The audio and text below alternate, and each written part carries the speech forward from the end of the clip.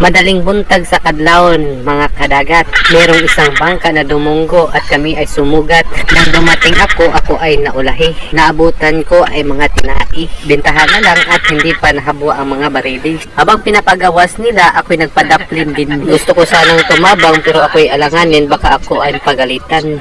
Mahirap na sa kalisod, baka ako ay maulawan.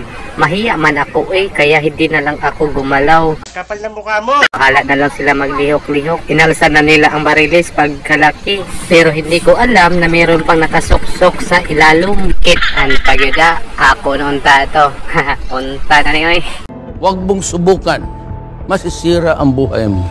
Pagkadakong marang o tinatawag lang flow marlin, malaki pa sa naghabwa tumupong sa tao. Sa bandang ito tira dipinsa gihapon ko, mga kadagat, mga parat ng itlog.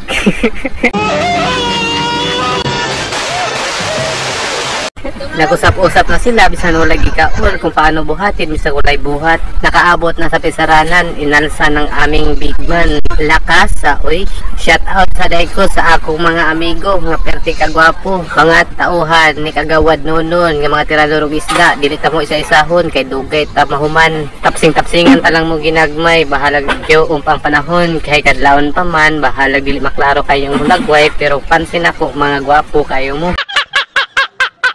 Hindi ko lang namalaya na umabot na pala ang buntag. Dumating na ang mga mangunukos. Hastang damiha ang nanugat. Dito sa amin, kapag kugihan ka lang, pumunta ka lang dito sa baybay, at tabang-tabang ka lang sa saog-saog, magkasudan ka na. Hindi man mga dalo ang mga tao din hi. Alam nyo sa kadugay na kung pagpuyo din na ako'y nabantayan. Kapag buntag sa'yo, ang daghang tao, daghan magsugat. Kapag hapon, mananagat lang yung gumuyod sa iyang bangka.